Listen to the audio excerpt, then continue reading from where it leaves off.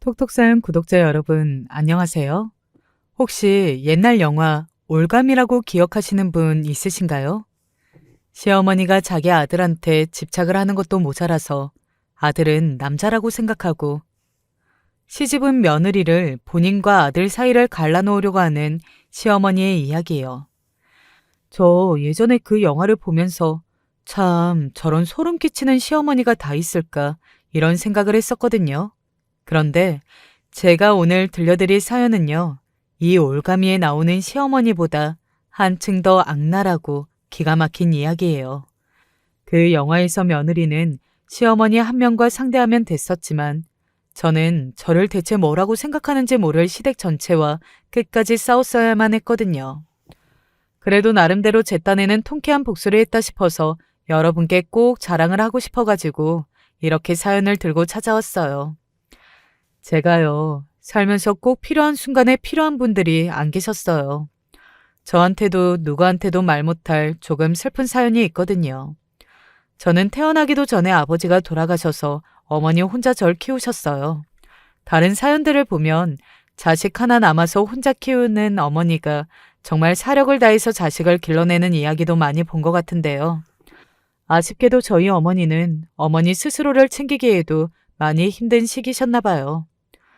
마음속에 어떤 슬픔이 있으셨는지는 모르겠지만 이제 초등학교에 막 올라간 아이한테 겨우 한 일주일이나 먹고 살 수 있을 것 같은 양의 돈 봉투를 하나 지어주시고 그날 밤에 그대로 집을 나가버리셨거든요.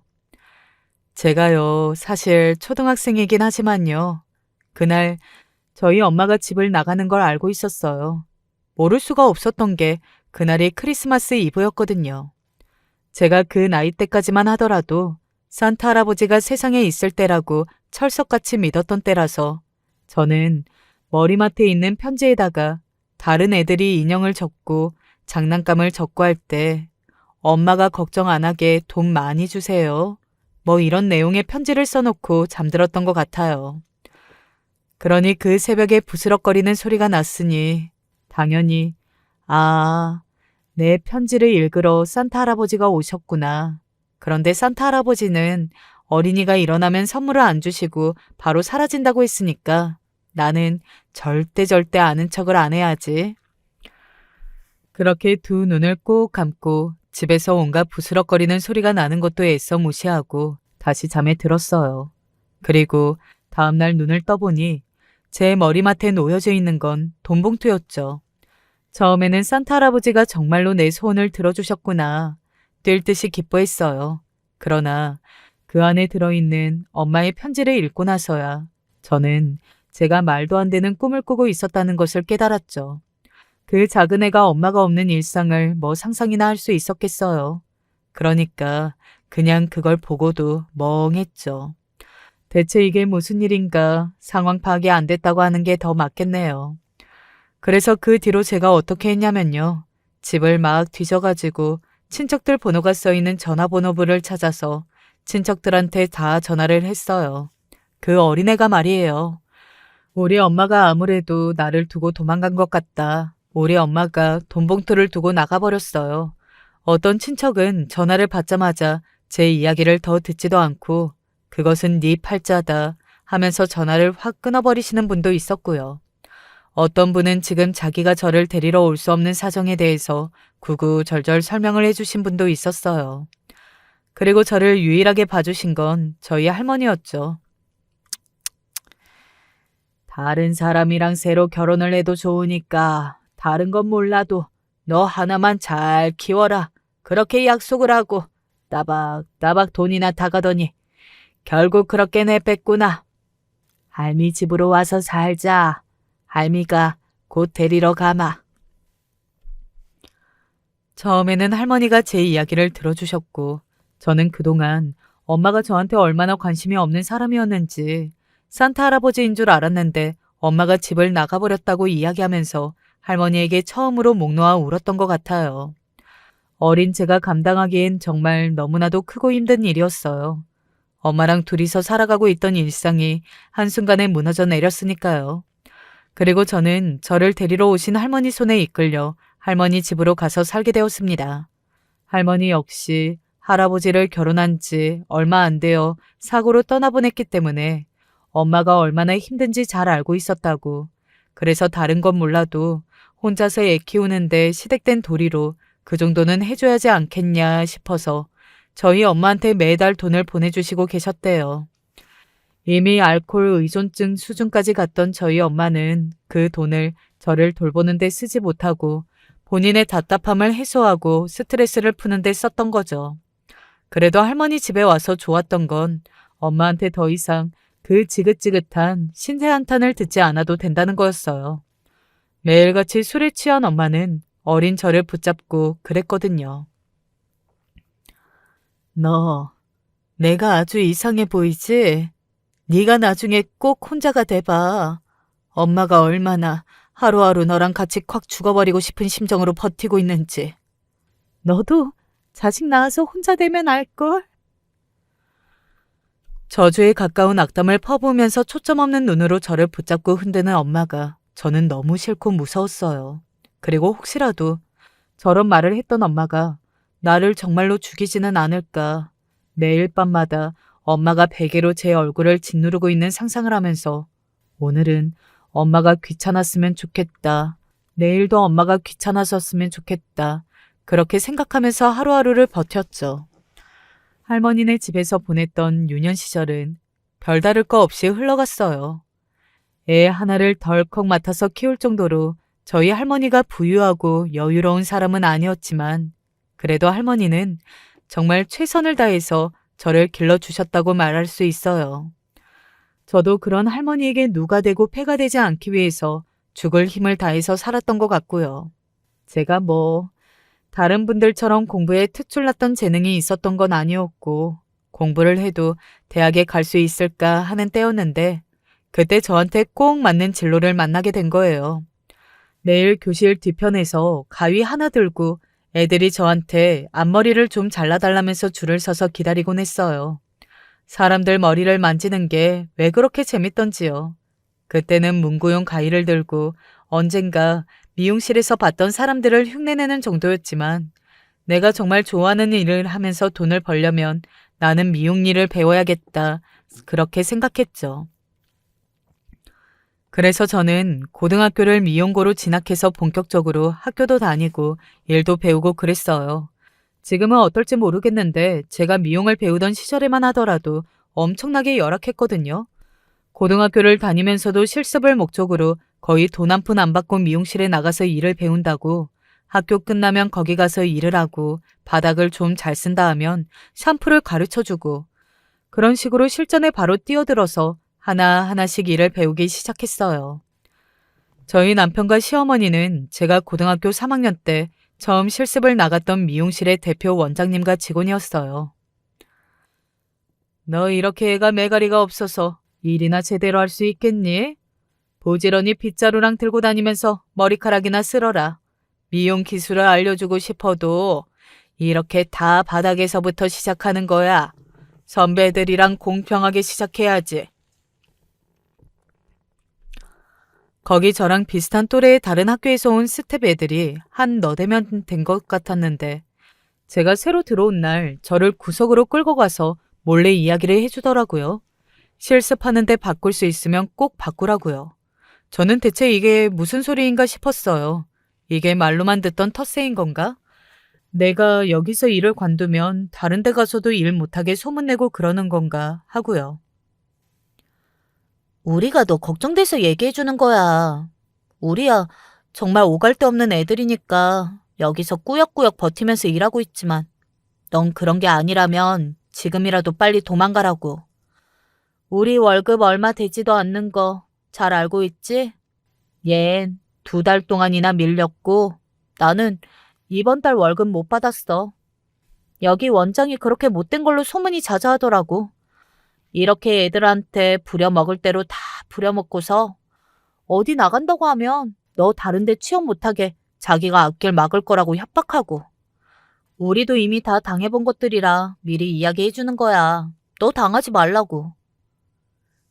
알려준 건 정말 고마운데 나도 여기 아니면 이제 갈 데가 없어. 학교에서 실습처 잘 안 바꿔주는 거 너네가 더 잘 알잖아.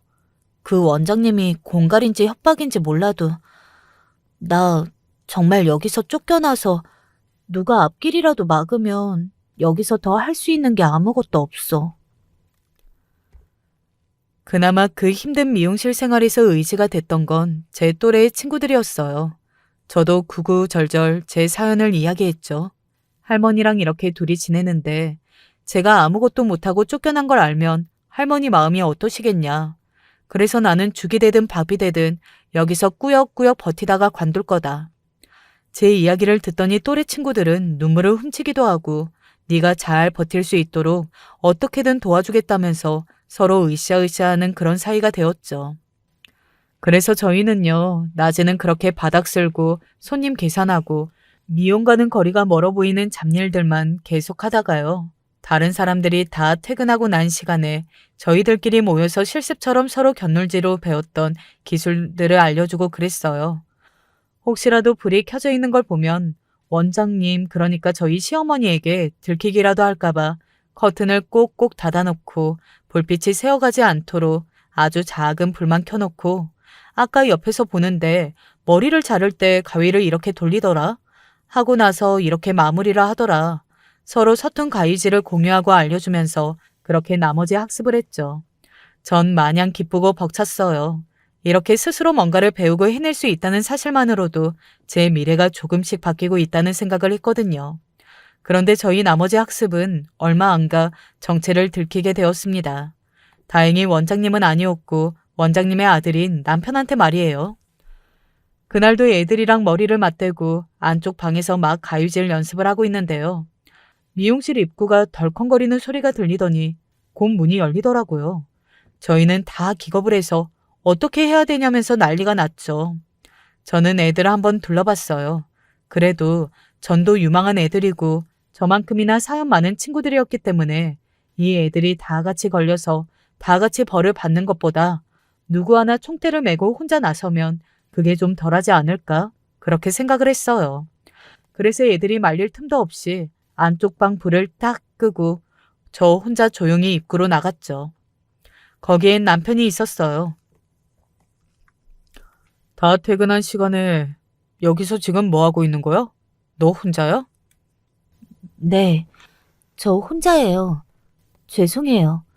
일을 너무 배우고 싶어서 혼자 남아서 연습을 하고 싶은데 집에서는 연습할 곳이 마땅치가 않아서요. 그래서 그랬어요. 뭐 전기를 훔쳐다 쓰고 그럴 생각으로 남아 있었던 건 아니에요. 저 조용히 연습만 했던 거예요. 제발 원장님한테 한 번만 비밀로 해주시면 안 될까요? 네? 남편은 잠시 고민하더니 저한테 밥은 먹었냐고 물어보더라고요. 당연히 질책의 말이 쏟아질 거라고 생각하고 있었던 저는 뜬금없는 그 따뜻한 이야기에 감동까지 받았습니다. 괜히 눈물이 나올 것 같아서 고개를 푹 숙이고 절레절레 저으니까 남편이 그래요. 이 늦은 시간까지 혼자서 연습하고 있었으면 배가 많이 고팠을 것 같은데 이제 깜깜하니까 더 늦어지기 전에 진짜 들어가 봐야 한다고요. 데려다 줄 테니까 들어가는 길에 밥이라도 한 그릇 하자고요. 전 그렇게 용감하게 친구들을 지킨답시고 혼자 나선 덕분에 남편의 호의를 받으면서 귀가를 할 수 있었습니다. 가는 길에 밤 늦은 시간까지 열려있는 국밥집이 있어서 그곳에서 밥을 먹으면서 서로 이야기를 막 나누었어요. 원장님 아들이라 무섭다고만 생각했던 남편도 꽤나 좋은 사람이더라고요. 우리 엄마가 되게 깐깐하고 골 때리는 면이 있어. 그래도 거기서 잘 버티면 좋게 보더라고. 안 그래도 엄마가 너 일 싹싹하게 잘한다고 칭찬 아닌 칭찬도 하더라. 그런데 아무래도 미용실이잖아. 안에 금고도 있고 하니까 그렇게 엄마 허락 안 받고 남아서 일하는 건 죽어도 좋게 생각 안 하실 거야. 그러지 말고 날짜를 정해놓고 나한테 따로 미용 일을 배워보는 거 어때? 뭐 네가 네 친구들 알려주고 싶다 그러면 네가 나한테 배워 알려주면 될 일이고. 제 입장에서는 나쁘지 않은 제안, 나쁘지 않은 수준이 아니죠. 그야말로 둘도 없는 기회가 찾아왔던 거죠. 어떻게 배울까 목말라 있던 상황에서 남편의 제안은 그야말로 파격적이었고 밥을 먹고 있던 사실도 있고 숟가락도 내려놓을 정도로 신나서 감사하다고 남편의 두 손을 꼭 붙잡고 연신 인사를 했습니다. 남편은 귀까지 빨개져서 이럴 일도 아니라면서 손사래를 쳤어요. 그렇게 어머님 몰래 두 사람의 비밀스러운 과외 시간이 되었죠. 남편도 꽤나 실력 있는 미용사였기 때문에 제가 그동안 학교에서 배울 수 없었던 다양한 기술들을 알려줬어요. 손님을 어떻게 응대해야 하는지, 이렇게 실수를 했을 땐 어떻게 대처해야 하는지, 이런 것들이요. 저는 남편한테 배운 걸 또 친구들한테 가서 알려주고, 그때마다 친구들은 대체 둘이 어떻게 되어가고 있는 거냐며, 잘 되어가는 거냐고 옆에서 저보다 더 호들갑을 떨더라고요. 이러다가 우리 집 원장님 사모님 되는 거 아니야?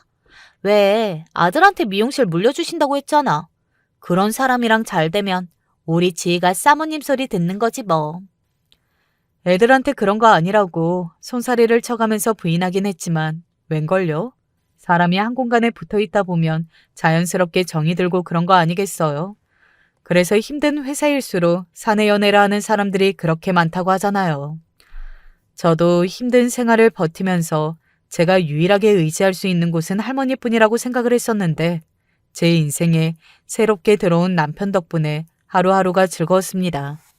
뭐 그때까지는 별다른 관계에 진전이 없었어요. 저는 자연스럽게 학교를 졸업하고 나서 취업 연계로 미용실에서 일을 하기 시작했고 남편의 수업도 계속되었죠. 친구들은 둘이 뭔가 있는 게 아니냐면서 떠들긴 했지만 아무리 생각해도 상황이 너무 달라서 그땐 어떤 생각이었냐면 내가 감히? 사람이 수준에 맞는 사람들끼리 어울리고 만나는 게 맞는다던데 남편은 친구들의 이야기처럼 3층짜리 미용실을 물려받게 될 금수저였고 저는 할머니를 모시고 겨우겨우 생계를 이어나가는 사람이었으니까요. 그런데 그렇게 호감을 가지고 있었던 건 저뿐만이 아니었나 봐요. 남편 역시 저한테 일을 알려주면서 그리고 또 제가 성실하게 배우려는 태도를 보이고 뭐든 열심히 하고 밝은 모습을 보이니까 처음에는 단순히 다른 애들보다 더 관심이 가는 직원, 집안 형편은 어렵지만 열심히 살아보려고 하는 꿋꿋한 애정도로 생각하는 느낌이었거든요. 같은 공간에서 일을 하고 있으니까 자연스럽게 일이 끝나고 나면 수업을 핑계 삼아서 같이 밥을 먹고 들어가는 날이 많아지고 어떤 날은 날씨가 좋다며 밥을 먹고 산책을 하기도 하고 그러다가 남편이 먼저 저에 대한 마음을 고백해왔어요. 내가 항상 좋게 보고 있었던 거 알고 있지? 난 너만 괜찮다면 우리 결혼을 전제로 만나봤으면 해. 뭐 예쁜 여자도 있고 살림 잘하는 여자도 있고 네가 말하는 좋은 여자들이야. 내 인생을 살면서 얼마든지 있겠지만 너처럼 사람 따뜻하고 다정한 사람을 내가 살면서 또 만날 수 있을까? 그런 생각이 들더라. 내 마음 받아줄래? 저렇게 이야기를 하는데 마음을 받아주지 않을 여자가 어디 있겠어요. 그렇게 저희는 풋풋한 연인으로 시작하게 되었어요. 그때까지만 하더라도 남편이 너무 좋고 저 역시도 어디 가서 남편 같은 사람을 다시는 못 만날 볼 것 같다는 생각이 들긴 했지만요. 그래도 결혼에 대한 걱정이라고 해야 하나요? 그런 것들은 계속해서 남아있는 상태였어요. 저희가 사귄다는 사실을 어머님이 아직 모르는 상태였는데 그걸 알고 나서 또 얼마나 화를 내시고 반대를 하실지 솔직히 걱정이 됐기도 하고요. 그런데 제가 그때 당시 그런 일들을 많이 신경 쓰지 못했던 게요. 저희 할머니 건강이 갑자기 안 좋아지셨어요.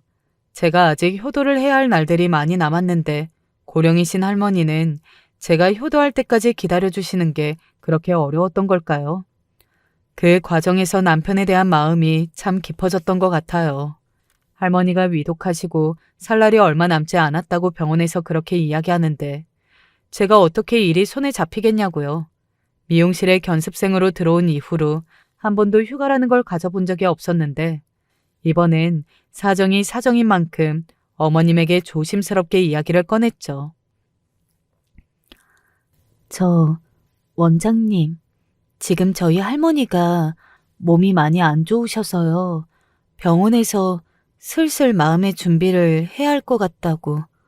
아무래도 임종이 될 수도 있으니까 병원에서 곁을 지키는 게 좋을 것 같다는 이야기를 해줬는데 저 딱 3일만 휴가를 내면 안 될까요?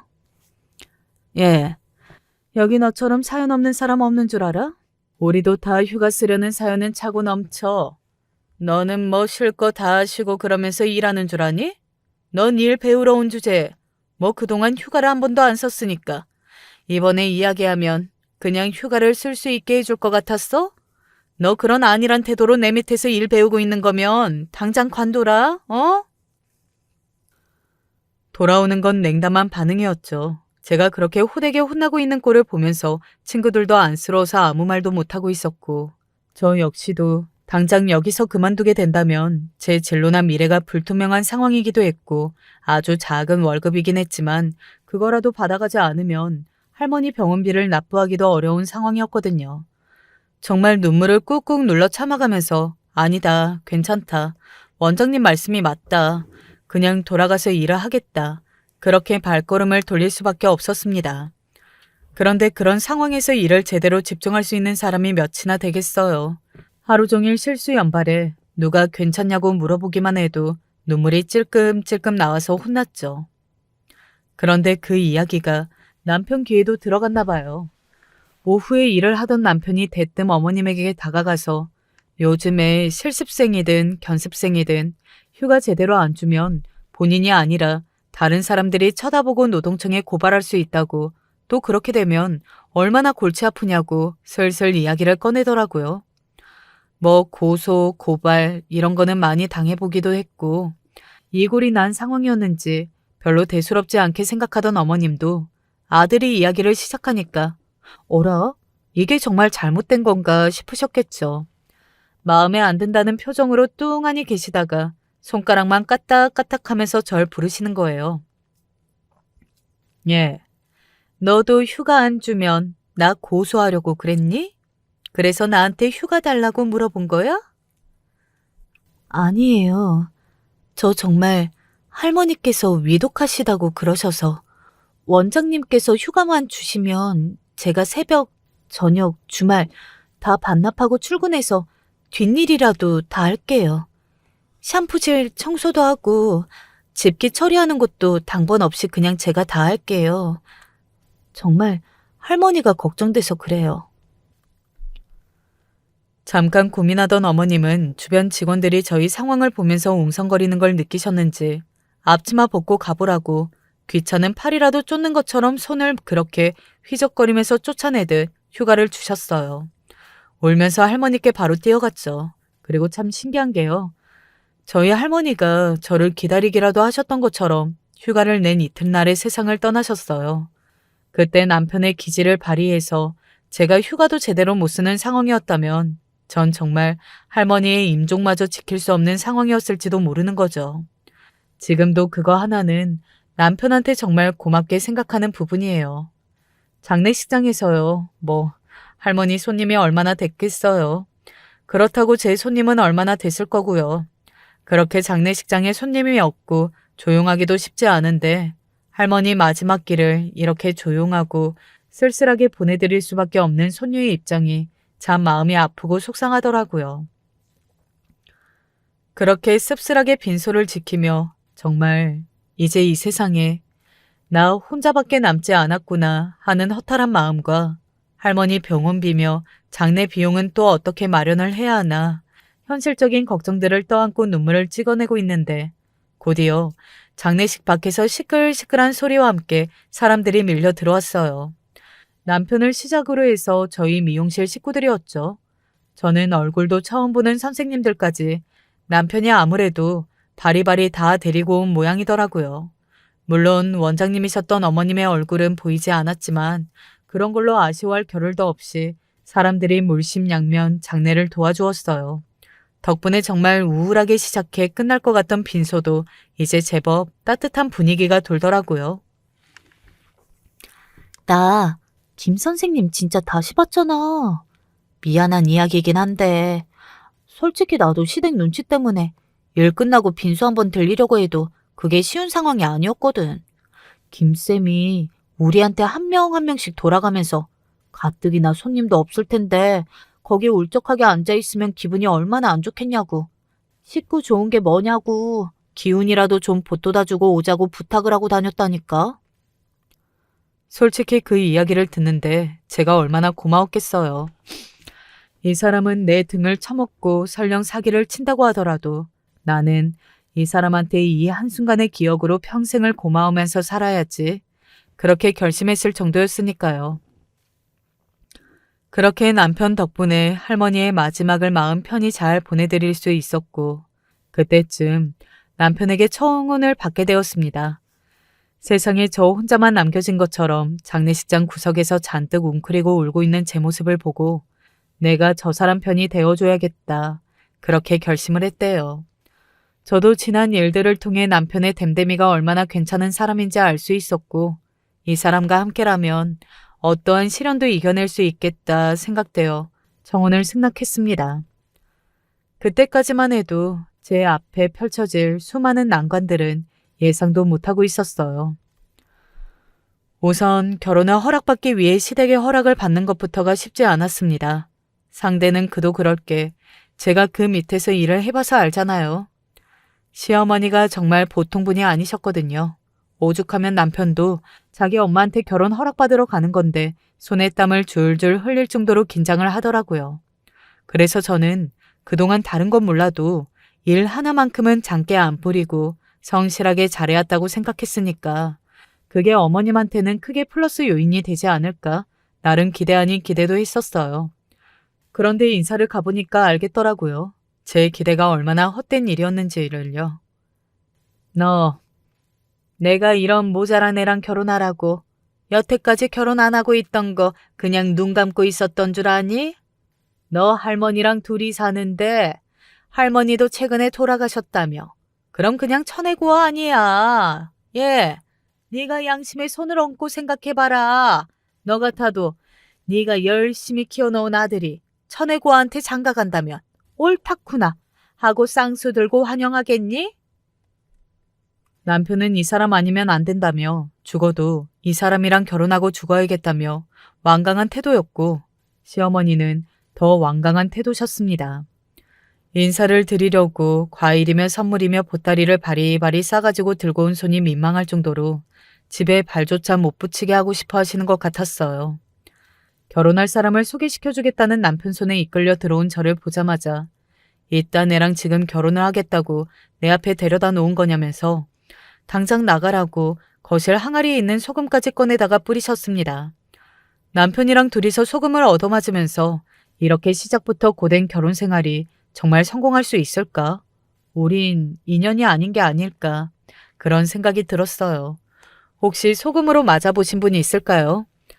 아마 사연을 듣고 계시는 중에서 그런 끔찍한 경험을 해보신 분은 절대 없을 거라 생각이 들지만요. 굵은 소금으로 얻어맞는 거 그거 진짜 아프고 수치스럽더라고요. 제가 무슨 꼭 더러운 잡기 마냥 된 것 같은 기분이었어요. 시어머니보다 옆에서 말리는 시누이가 더 밉다는 소리도 그때 알았네요. 남편한텐 여동생이 하나 있는데 거기는 무슨 공무원 시험 준비를 한다고 6년 동안 공부를 하고 있대요. 남편 말을 들어보면 공부를 한다는 핑계로 집에 눌러앉아 아무런 경제활동도 하고 있지 않는다던데 딱 봐도 가난한 티가 풀풀 난다며 팔짱을 끼고 시어머니를 말리더라고요. 제가 봤을 때 시누이나 제 처지가 별반 다를 바가 없는 것 같은데 그렇게라도 급을 나누어야 속이 시원한 모양이었나 봐요. 그렇게 인사는커녕 말 한마디 제대로 아무런 소득도 없이 돌아왔죠. 몇 번이고 인사를 갔지만 퇴짜 맞기 일쑤였어요. 그러나 어머님의 결혼 허락은 생각보다 쉽게 떨어졌습니다. 혼자 계시던 어머님이 그동안 남자친구라고 만나고 계시던 분과 재혼을 하시겠다고 선언을 하셨고 두 분이 집을 합치게 된 일이 있었어요. 아무래도 아버님이 계시면 인사가 좀 쉽지 않을까 하는 마음이 들어서 저희도 얼른 다시 인사를 갔죠. 어머님 이중인격에 저희 다 기절할 뻔했잖아요. 그래, 둘이서 마음에 들면 같이 사는 거지 뭐. 우리 봐라. 이 늙은 나이에도 서로 좋다고 같이 살고 있는데 젊어서 일찍 마음 맞는 사람 찾으면 그것도 복이지. 안 그래요, 여보? 아휴.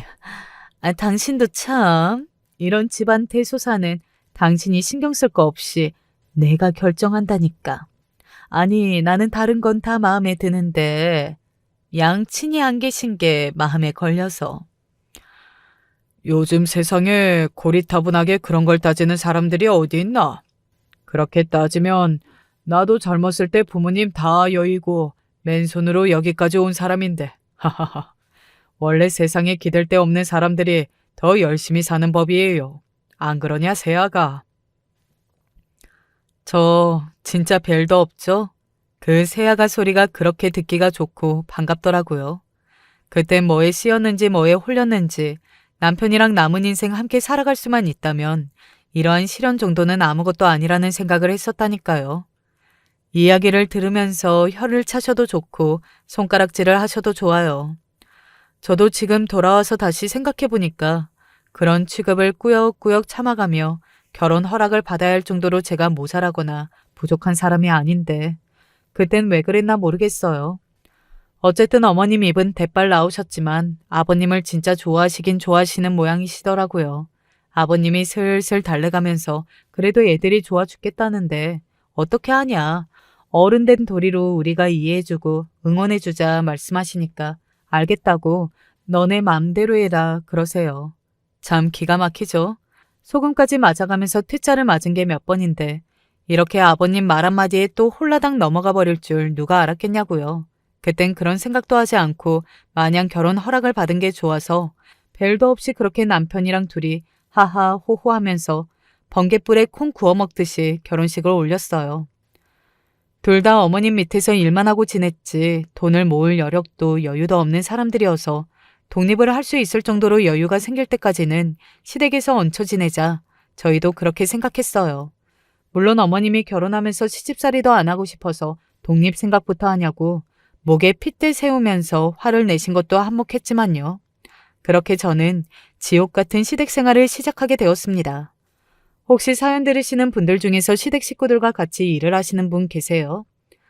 이게 친정 식구들이랑 같이 일을 해도 복장이 터지는 마당에 시어머니며 남편이며 죄다 한 직장에서 일을 하고 더군다나 시어머니가 어떻게 보면 제 상사이시자 고용주이신 입장이잖아요. 이게 말로 설명할 수 없는 어마어마한 불편함이 있더라고요. 울며 겨자 먹기로 결혼을 허락하시긴 했지만 아무리 생각해도 어머님은 제가 영 마음에 들지 않으신 모양이었어요. 저희가 그 집에 들어가 살기 시작한 이후로 저는 학창 시절에도 겪어보지 않은 괴롭힘을 어머님을 통해 다 겪어본 것 같습니다. 대체 어떤 식으로 괴롭혔냐고요? 아마 들어보시면 구독자 선생님들께서도 무슨 저런 독한 시어머니가 있냐 고개를 절레절레 저으실 거예요. 저희 미용실이 직원들이랑 같이 아침 9시에 오픈을 하는데요. 저는 항상 새벽 6시 30분에 미용실에 나가서 바닥을 쓸고 닦고 어제 다 못 치운 짐들을 정리하고 그런 노가다 생활을 했어요. 어머님 입장에서는 돈 한 푼 안 쓰고 자기 마음대로 부릴 수 있는 최저 시급보다 낮은 견습생 하나 더 드렸다 싶으셨겠죠. 남편도 맨 처음에는 자기가 아침에 나가서 도와주겠다며 몇 번 일찍 출근을 해서 손을 거들더니 이것도 못할 짓인가 싶었는지 어느 순간 쓱 발을 빼는 거 있죠. 억울하지만 어쩌겠어요. 이게 시집살이라는데 꾸역꾸역 해냈죠. 그걸 또. 그런데 차라리 일을 할 때가 좋았다 싶을 정도로 퇴근하고 나면 또 새로운 고통이 시작인 게 어머님은 저를 무슨 자기 수행 비서나 몸종 정도로 생각하시는 게 아닐까 싶을 정도로 여기저기 끌고 다니셨어요. 부부 동반 모임이 있는데 술을 마셔야겠다면서 택시는 운전이 험해서 못하겠으니까 데리러 오라고 내일 새벽 5시에 일어나야 되는 사람한테 새벽 1시에 전화해서 당장 나를 데리러 와라. 취한 목소리로 고래고래 고함을 치시기도 했고요. 집에 들어가면 시아버지 옆에 딱 붙어서 미주알 고주알 있지도 않은 일을 만들어내면서 제 험담을 하는데 그것도 하루 이틀이야 어머님이 과장이 심하시다 하고 웃으면서 넘어가지. 조금 시간이 지나니까 저한테 호의적이셨던 아버님이나 남편도 왜 그렇게 어머님 마음 하나 못 맞추냐 질책하시더라고요. 글쎄 오늘 미용실에서요 아주 귀한 손님이 오셨는데 제가 샴푸하면서 물온도 하나 못 맞춰가지고 손님이 벌컥 화를 내고 나가버리셨다니까.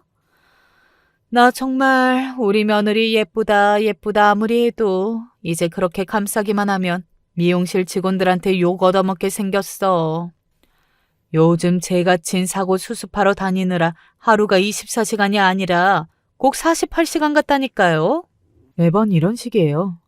제가 아무리 그래도 미용일 한 지가 몇 년인데 아직도 샴푸하면서 물온도 못 맞춰서 손님이 화를 내고 나가버리시겠어요? 오히려 상황은 정반대였죠.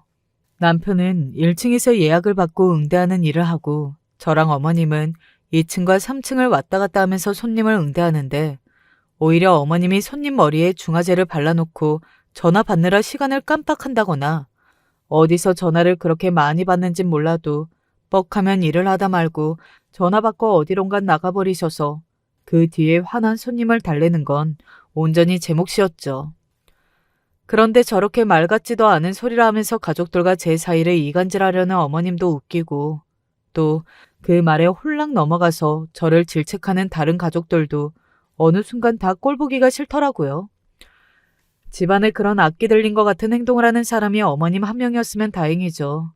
시누이는 또 어찌나 얄밉던지 그놈의 공무원 시험은 매해 떨어지면서 대체 무슨 공부를 얼마나 열심히 한다고.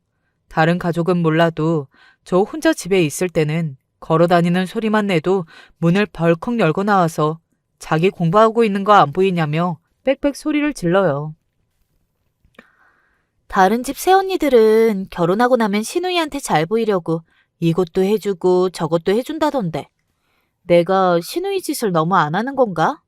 아니면 언니는 나한테 잘 보일 일이 없다고 생각하는 건가? 은근히 학벌을 가지고 사람을 무시하는 건 기본이요.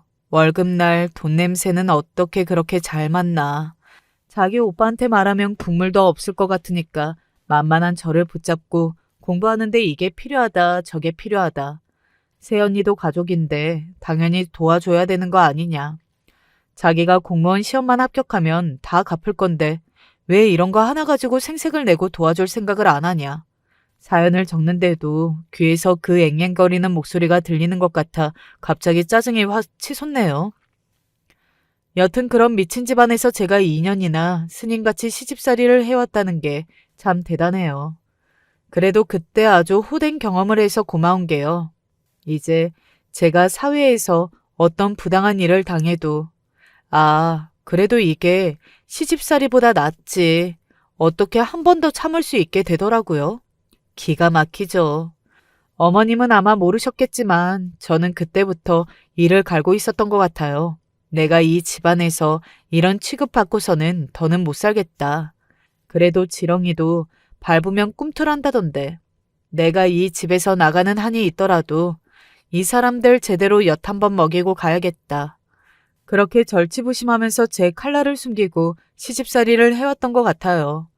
남편한테 이야기하면 되지 않냐 싶으시겠지만 남자들이 어떻게 그래요? 아니면 저희 집 남편만 이상한 건가요? 결혼하기 전까지는 본인 간이고 쓸개고 다 빼줄 것처럼 행동하던 인간이 처음에 결혼했을 땐 시어머니랑 이런 일이 있으면 중간에서 중재하는 신용이라도 하고 도와주기라도 했었거든요. 어느 순간부터 자기가 중간에 끼면 자기도 같이 피곤하다는 걸 눈치챈 건지 입을 쓱 다물어요. 제가 시어머니 때문에 이러이러해서 힘들다 하면 그러는 거예요. 그럼 독립할 비용 당신이 다 댈 거야. 우리 어머니 덕분에 이 정도라도 먹고 살고 있는 줄 알아야지. 어머니한테 월급 받아 잠 재워줘, 밥 먹여줘. 아무리 사람 보고 머리 검은 짐승이라고 한다지만 감사히 하고 은혜 갚을 줄 알아야지. 그런 소리 하면 뭐 내가 같이 나서서 우리 엄마 욕이라도 해달라는 거야?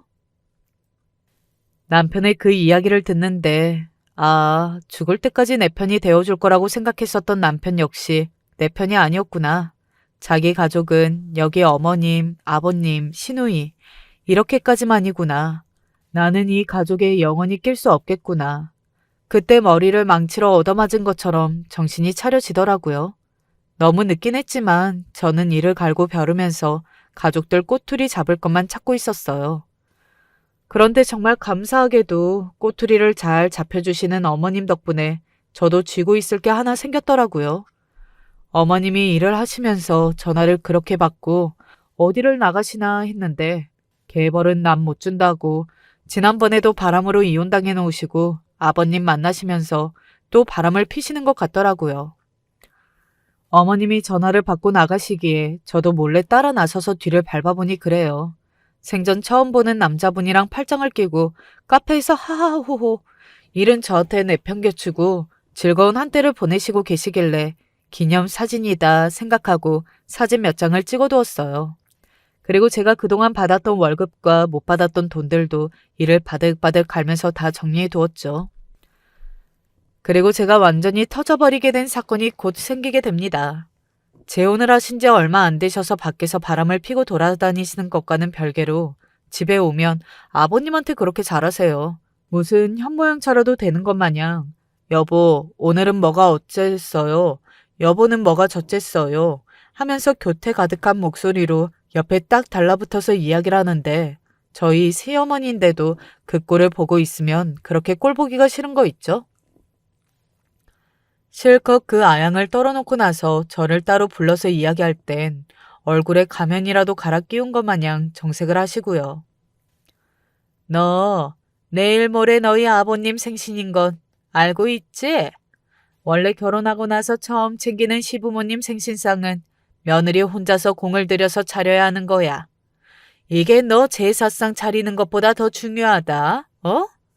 내가 꼭 올라가야 할 음식들 적어줄 테니까 너 잘하는 걸로 장 받아가. 못해도 50첩은 나오게 생신상 차려야 한다. 언니, 국은 꼭 2개 끓여요. 저 생신 다음날 면접 보러 가는 거 알고 있죠? 이거 누가 소개시켜준 중요한 면접이라서 망치면 안 되니까 내 앞에서 절대 미역국 올리지 말고 소화 잘 되게 죽이랑 장조림도 꼭 올려요. 아시겠죠? 순간 귀를 의심했죠. 다시 되묻기도 했어요. 어머니, 50첩이요? 하고요. 무슨 시아버님이 임금님이나 되고 저는 수락관 나인이라도 되는 것도 아니고 하다못해 수락관에서도 혼자 음식을 장만하진 않잖아요. 제가 집에서 놀고 먹는 사람도 아닌데 50첩이라뇨? 그게 뭐 그렇게 어려운 것도 아닌데 호들갑이냐. 그냥 간단한 것들만 해서 가짓수만 맞추면 되는 걸. 이라고 옆에서 거드는 남편 입을 손바닥으로 한 대 콱 쳐버리고 싶더라고요. 당장 내일 모레 저녁에 그 생신상을 받아야겠다고 바득바득 우기시는 어머님과 내 편 하나 들어주지 않는 남편, 얄밉게 거드는 시누이, 뭐 있으나 마나한 아버님을 보면서 생각했죠.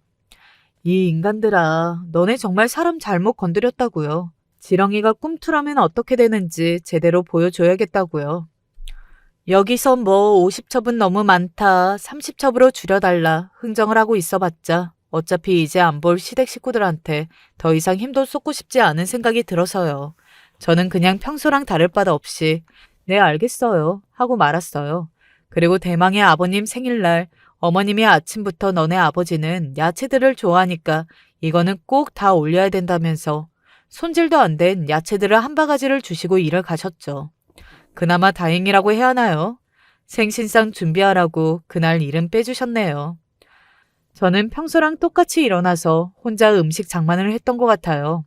예전이었으면 이렇게 다듬으면서 서러운 마음에 울컥하기도 하고 내가 왜 이러고 살아야 되나 신세한탄도 했을 것 같은데 그날은 저도 생각하고 있는 게 있어서 룰루랄라 웃으면서 음식 장만을 했어요.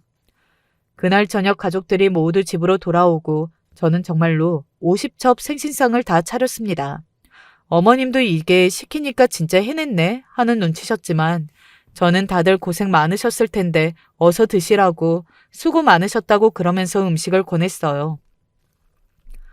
뭐 중간중간에도 이거 내와라 저거 내와라 또 종부리듯이 부리시긴 했지만 그래도 웃으면서 식사 자리가 마무리됐습니다. 그리고 그날 저녁 어머님의 비명소리와 함께 온 집안이 난리가 났어요.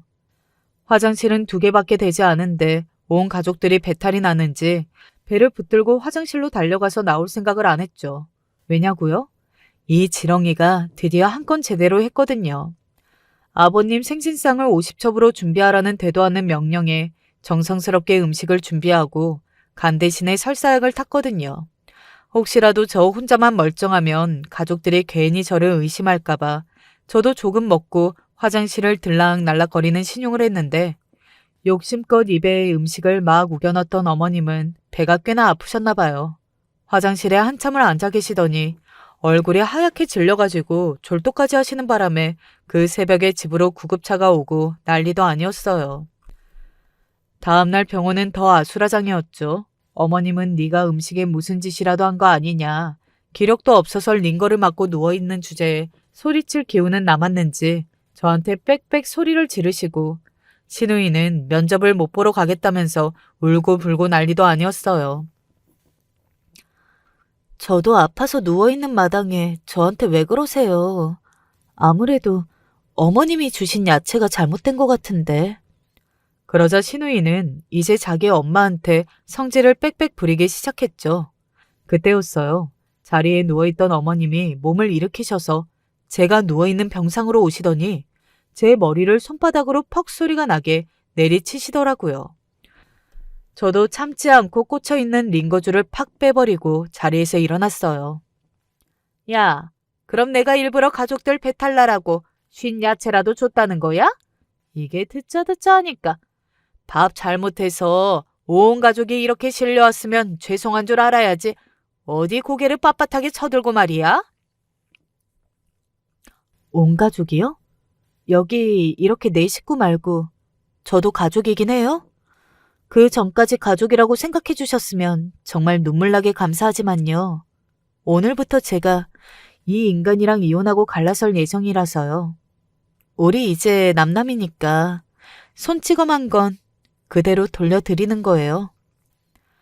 그리고 저도 시어머니 머리를 똑같이 퍽소리나게 내리쳤죠.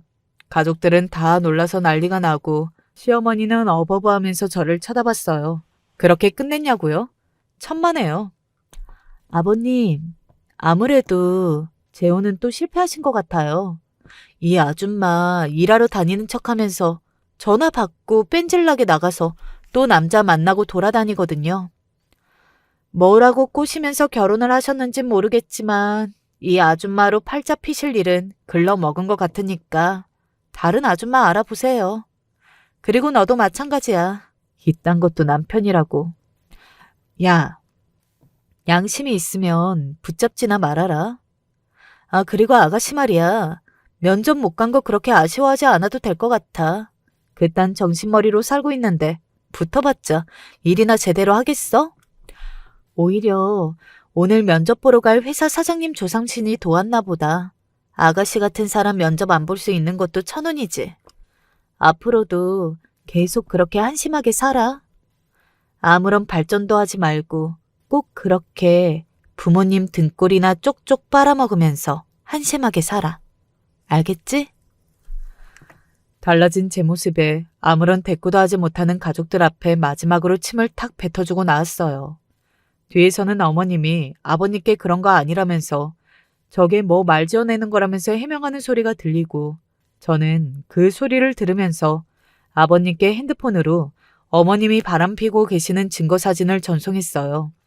뒤이어 큰 고함 소리가 나고 병실에 있는 사람들이 웅성거리며 구경거리가 된 게 느껴지더라고요. 통쾌했습니다. 그래도 제대로 엿 한 방 먹이고 나온 거니까요. 제 복수는 아직 끝나지 않았어요.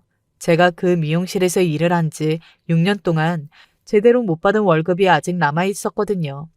그리고 그건 저 혼자만의 문제가 아니었기 때문에 요즘엔 제가 눈코 뜰 새 없이 바빠요. 어머님 미용실에서 일했던 직원들을 만나러 다니고 그동안 있었던 임금 체불건들을 한꺼번에 모아서 신고했습니다.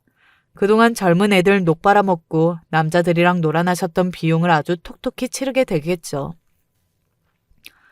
저는 그동안 모아둔 돈으로 작은 월세방을 하나 얻어 이전에 같이 미용을 했던 친구들이 차린 미용실로 들어가게 되었어요.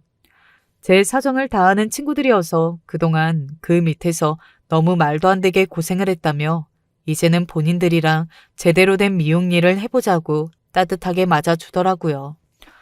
노동청에 진정이 제대로 들어간 건지 매일같이 전화가 오고 협박 문자가 오고 난리가 났어요. 그도 그럴 게 금액이 하도 커서 정말 이거 다 물어줬다간 당분간 미용실 문을 닫아야 할 판이 났으니까요.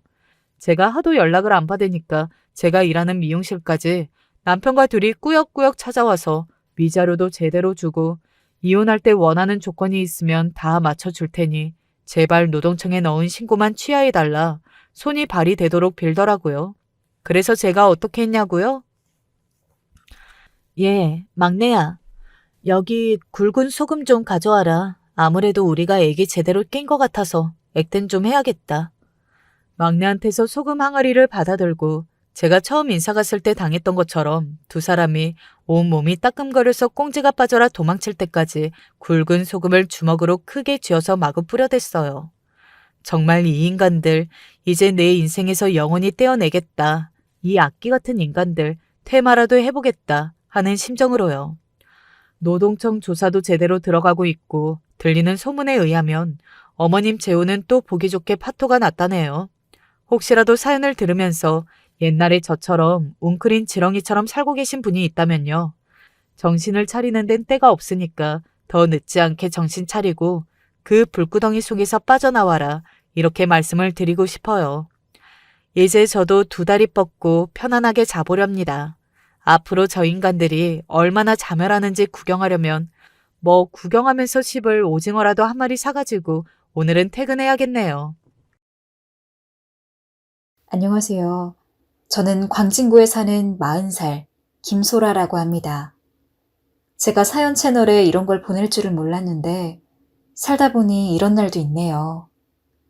하지만 저에겐 너무나 소중한 이야기고 여러분과 함께 나누고 싶어 찾아왔습니다. 아마 듣다 보면 시간 가는 줄 모르실 거예요. 부디 행복한 마음으로 저와 끝까지 함께 해주셨으면 해요.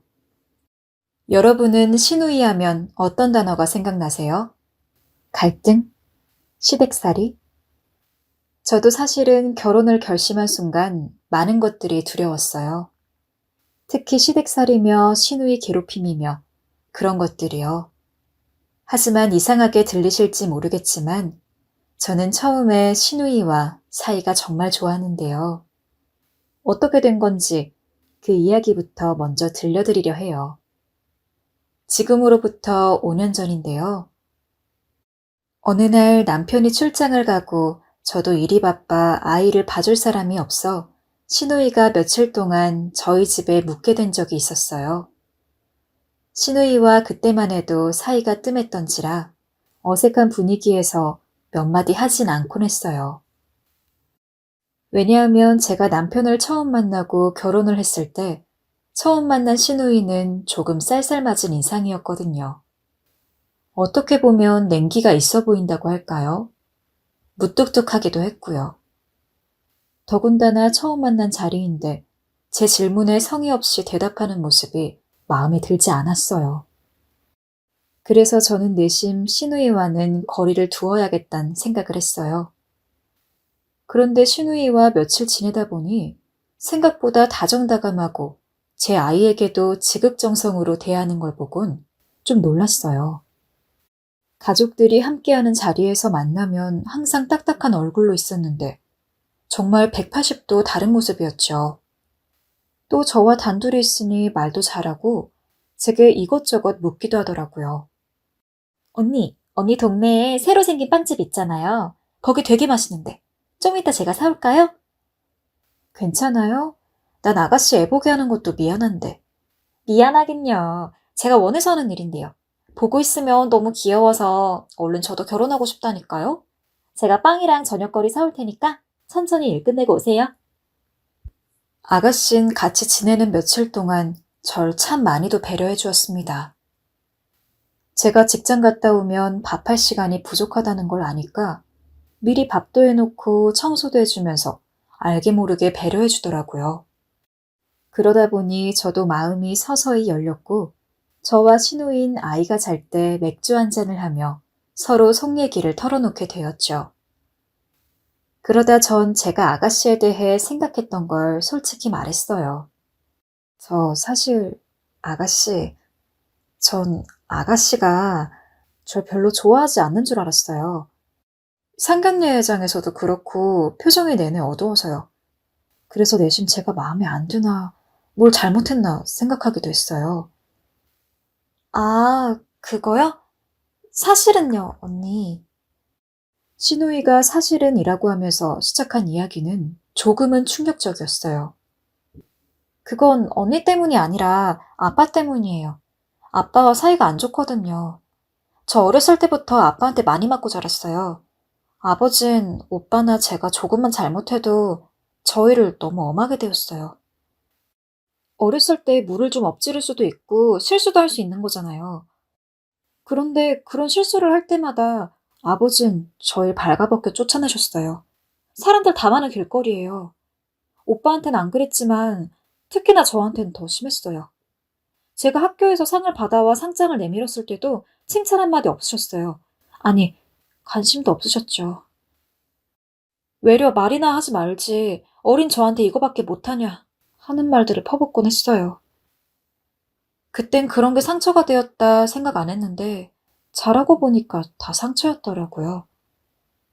그래서 그 후론 아빠와는 점점 말을 안 하게 됐어요. 아빤 제가 뭐라든 마음에 안 들어 하셨고 뭐라든 제가 사고만 칠 줄 알지 제대로 하는 게 없다고 생각하셨고요. 저도 절 인정 안 해주는 아빠가 마음에 들지 않았고요. 저희 아빠가 저한테 가장 많이 한 말이 뭐였는지 알아요, 언니? 넌 내 실패작이야. 그 말이었어요. 근데 그런 말을 듣고 자라서 그런지 나중엔 제가 진짜 실패작 같은 생각이 들더라고요. 그래서 전 아빠랑 거리를 두게 됐고 20살이 돼서부턴 바로 집에서 나와 독립했어요. 오빠야 워낙 무던한 성격이고 같은 남자라 그런지 유대관계가 있었지만 전 아빠를 도저히 이해할 수가 없었거든요. 상견례장에서 제 표정이 내내 어두웠던 것도 아빠 때문이었어요. 아빠와 같이 있다는 생각만 해도 숨이 막히거든요. 아, 그랬구나. 아가씨 많이 힘들었겠어요. 난 그런 줄도 모르고. 전 아가씨의 말을 들으며 아가씨가 안쓰럽다는 생각이 들었습니다. 그리고 그저 온화하게만 보였던 시아버님께서 그러셨다는 것도 조금은 충격적이었어요. 또 아가씨 얼굴에서 보였던 그 묘한 그늘이 다시금 눈에 보이며 너무나 제 얘기 같았어요. 저도 아가씨와 비슷한 유년 시절을 보냈기 때문이었죠. 그래서인지 저는 그때부터 아가씨와 있는 시간을 더욱 자주 마련하게 됐어요. 아가씨는 당시 대학원에서 미술을 전공하고 있었는데 진로에 대한 고민이 많았어요. 어떻게 어디서 돈을 벌까 하는 고민이었죠. 저도 직장을 다녔던 사람이고 그런 고민을 많이 한 사람으로서 전 아가씨와 고민을 함께 나누고 싶었고 그 후 전 아가씨 작업실에 놀러 가기도 하고 가끔 둘이 여행도 다니면서 시간을 보내곤 했죠. 그 사이 저는 직장에서 힘든 것들, 남편에게 섭섭한 점들을 아가씨에게 털어놓으며 마음을 많이 위로받곤 했어요.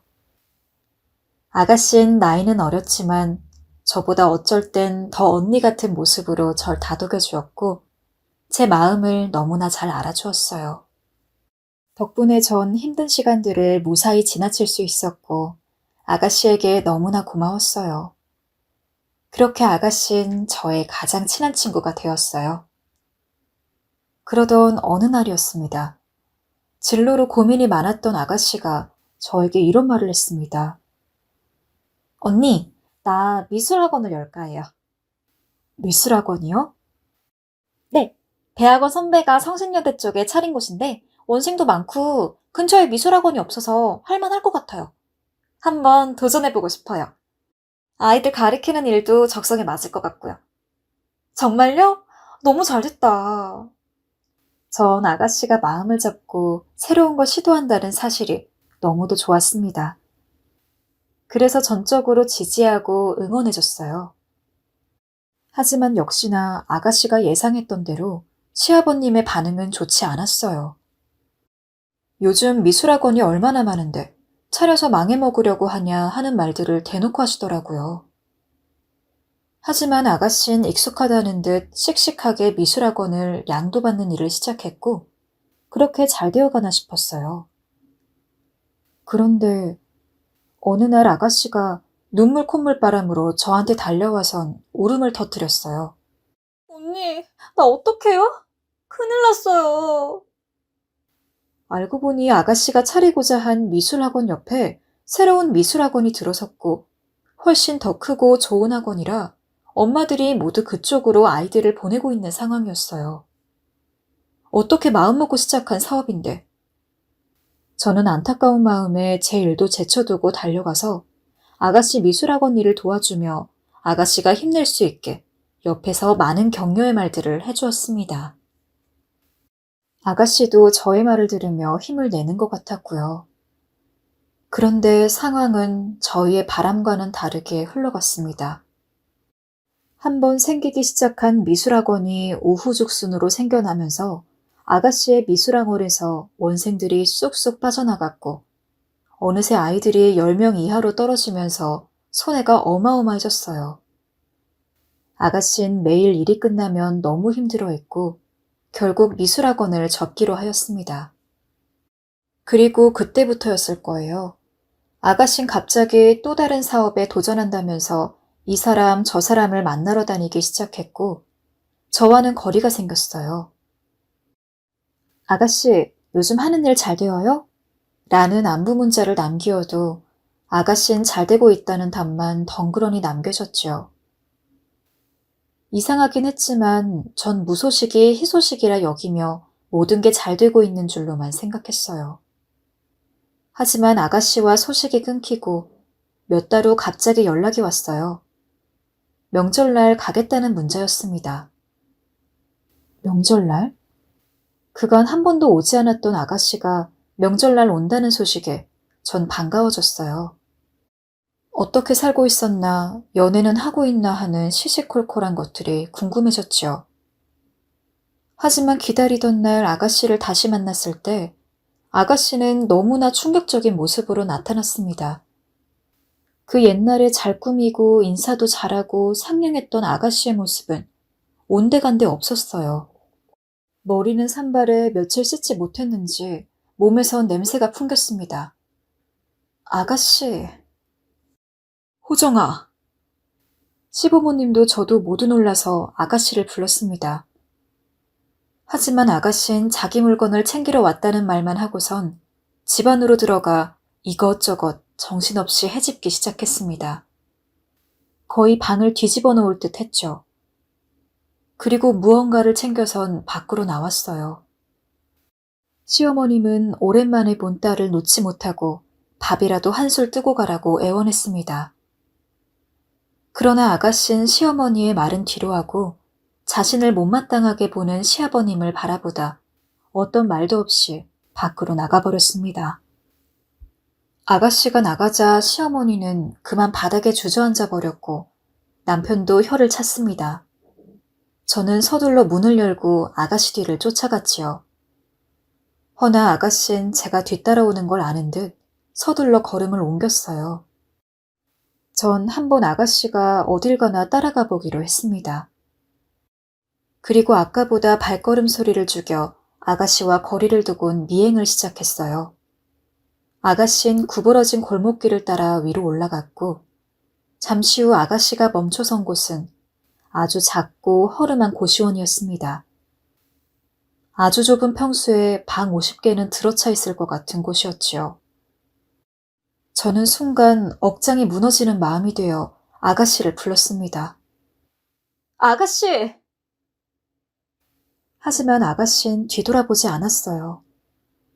결국 전 아가씨의 가방을 거칠게 붙잡았고 그 순간 아가씨 가방에서 동전 더미들이 우수수 떨어졌습니다. 아가씨가 부랴부랴 챙긴 물건이 겨우 이 동전들이었죠. 아가씨는 집세 내는 날이라 들어가 봐야 한다며 놔달라고 했습니다. 그러나 전 그럴 수가 없어 저도 모르게 눈물이 그렁한 눈으로 어떻게 된 거냐고 그간 어떻게 산 거냐 물었습니다. 허나 아가씨는 매서운 눈길로 신경 쓰지 말라는 말과 함께 고시원 안으로 들어가 버렸어요. 그리고 그 뒤론 아가씨 생각에 잠을 이룰 수가 없었습니다. 밝고 당당하고 자신감도 많았던 아가씨인데 1년 만에 저리 변한 모습이 가슴이 아파 죄책감마저 느껴졌습니다. 그런데 어느 날 갑자기 알 수 없는 번호로 전화가 왔습니다. 여보세요?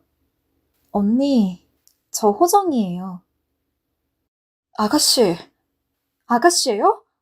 정말 아가씨 맞아요? 명절날 이후 오랜만에 온 전화였어요. 그런데 저의 놀란 목소리에도 아가씨는 침착하게 응답했습니다. 언니, 제 부탁 하나만 들어주실 수 있으세요? 지금 제가 경찰서인데 저 좀 여기서 빼주셨으면 해서요. 네? 죄송해요. 빨리 와주세요. 아가씨에게 걸려온 전화는 바로 경찰서에서 걸려온 전화였습니다. 아가씨가 왜 경찰서에 있는 건지 알 수가 없었지요. 전 놀라서 부랴부랴 남편과 함께 경찰서에 갔고, 가보니 경찰서는 이미 난장판이었어요. 아가씨가 술을 먹다 취객과 싸움이 난 상황이었고, 심지어 아가씨가 술병으로 머리를 깨트리는 바람에 그 사람 머리통에선 피가 흐르고 있었습니다. 저는 놀라 아가씨를 봤지만 아가씨는 자신의 행동에 어떤 감정도 못 느끼는 듯 저 사람이 먼저 시비를 걸었다며 저희를 쳐다보며 얼른 빼달라고만 말했습니다. 그러자 다혈질인 남편이 참지 못하고 버럭 화를 냈습니다. 너 지금 이게 무슨 행동이야? 네가 어린애야? 명절 때도 그리 가서 부모 속을 뒤집어 놓더니 술 먹고 이게 무슨 철없는 짓거리야! 하지만 아가씨는 꿋꿋이 침묵을 지켰죠. 결국 이 싸움이 끝날 것 같지 않자 제가 중재에 나섰습니다. 여보, 됐어, 그만해. 아가씨도 많이 당황했을 거잖아. 어쨌든 합의 보면 되는 거니 좋게 얼른 마무리하자. 남편은 제 말에도 화가 나 한참을 씩씩거리더니 담배를 태우기 위해 경찰서 밖으로 나가버렸고, 결국 제가 대신 합의금을 물어주고 나서야 아가씨를 경찰서에서 빼낼 수 있었습니다. 하지만 전 경찰서에서 나오면서 아가씨를 붙잡았어요. 아가씨, 갈 데 있어요? 없잖아요. 그러자 아가씨는 매서운 눈길로 절 노려보았어요. 내가 없을 것 같아요?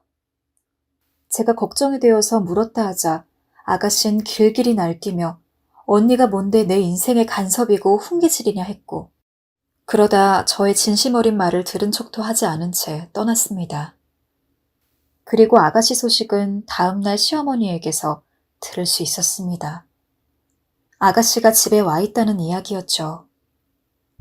시어머니는 눈물로 아가씨에게 호소를 해서 집에 불러들인 모양이었고, 아가씨가 살빵을 얻어줄 생각이니 제게 몇 번씩 들여다봐줄 수 있냐 물었어요. 시누이가 자기와는 아예 말할 생각을 하지 않으나 너랑은 말을 하는 것 같으니 부탁한다고 하셨어요. 저는 시어머니의 부탁을 거절할 수 없었고 아가씨가 걱정도 되었어요. 그래서 그러겠다 했습니다. 솔직히 저도 아가씨를 감당할 수 있을까 고민은 됐지만 이대로 아가씨를 내버려 둔다면 큰일이 날 것 같다는 두려움이 더 컸습니다. 그래서 저는 시어머니께서 알려주신 주소로 가 아가씨가 먹을 반찬이며 옷가지들을 챙겨다 주기 시작했어요. 하지만 아가씨는 정말 눈두고 보기 힘들 정도로 망가져 있었습니다. 거의 폐인이나 다름없었습니다. 제가 갈 때마다 방 안은 담배 연기로 꽉 차 있었고 청소도 안 하는지 벌레가 우글거리곤 했어요. 또 밥이나 반찬은 잘 챙겨 먹지도 않는지 뚜껑도 안 열어본 통이 대다수였고요. 매일 매트리스 위에서 숨만 쉬고 살고 있었지요. 그 모습을 보는데 정말이지 복장이 터진다는 게 무슨 말인지 이해가 가더라고요. 그때 저는 제 자식 키우면서도 한 번도 내지 않았던 큰 소리를 아가씨에게 냈습니다. 아가씨, 정말 이건 아니지 않아요? 대체 왜 이러는 거예요? 최소한 사람답게 살아야죠. 어머님이 얼마나 아가씨 걱정을 많이 하는지 알아요? 나는 지금 뭐 하는 걸로 보여요? 그러나 아가씨는 제 말에 아무 동요 없이 TV를 쳐다보았고 말이랍시고 한마디 툭 던졌습니다. 신경 쓰지 말고 가세요. 그리고 앞으로 반찬 같은 거 갖다 주지 마세요.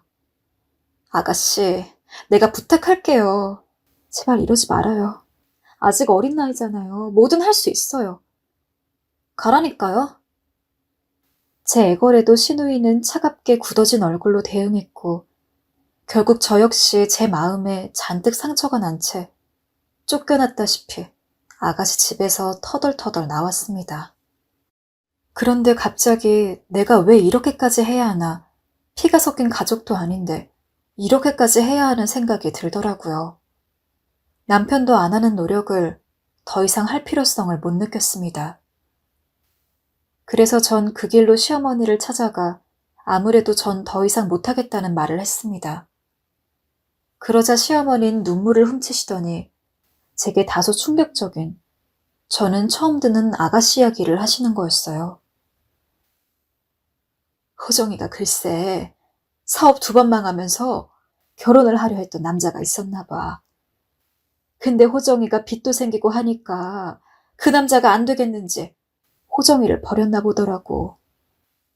호정이는 울고불고 매달리고, 그런데 호정이가 그 남자애를 임신하고 있었댄다. 그런데 남자가 결혼 못하겠다고 하니까 혼자 병원에 가서 애를 지웠대. 그리고 난 뒤부터 저렇게 됐다 하더라고. 나도 이건 호정이 친구 불러서 듣게 된 거야. 절대 호정이한텐 아는 척하지 말아다오.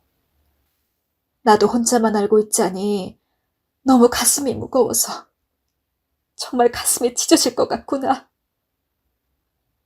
시어머니는 제게 이 얘기를 하면서 고슬프게 울고 또 우셨습니다. 그리고 저 역시 그런 시어머니의 모습을 보며 마음이 무거워졌어요. 처음 듣게 되는 아가씨 이야기도 충격적이었고요. 아가씨가 왜 세상과 마음의 문을 닫고 사람에게마저 문을 닫았는지 알 것 같았죠. 전 결국 다시 마음을 먹고 그 다음날 아가씨 집으로 가 똑같이 아가씨 집 청소를 해주고 음식을 갖다 주었습니다. 아가씨는 전날과 달리 별 미동 없이 TV만 보고 있었지만요. 그러던 어느 날이었습니다. 나 집으로 들어갈래요. 지금요?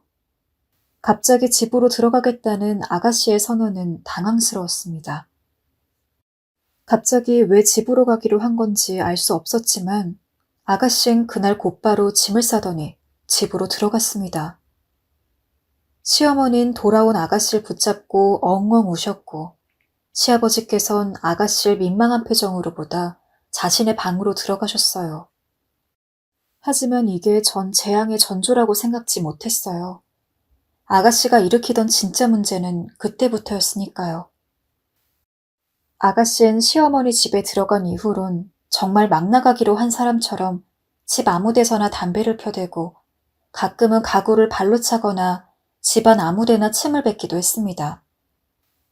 저 아가씨가 집에 돌아온 이유를 알 수 있었죠. 바로 시아버님을 향한 분노를 표출하기 위해서였어요. 그러자 시아버지는 못 볼 꼴을 본다며 집 밖에 자주 나가 계셨고 시어머니는 매일 눈물바람이셨죠. 아가씨에게 그나마 말을 붙이고 아가씨와 대화를 나눌 수 있는 사람은 저밖에 없었습니다. 그래서 시어머니의 부탁으로 전 제 집이 아닌 시댁에 거주했고 아이도 시댁에 데려왔습니다. 하지만 남편 밥은 못 챙겨주게 되었죠. 그래서 남편은 제게 종종 전화를 걸어 아가씨 때문에 이렇게까지 해야 하냐며 집으로 돌아오면 안 되냐는 말을 하곤 했습니다. 하지만 저는 제 마음이 흔들릴까 싶어 안 된다고 단호하게 거절했어요. 힘들었던 제 젊은 날과 아가씨와의 좋은 추억을 모른 척 할 수는 없었습니다.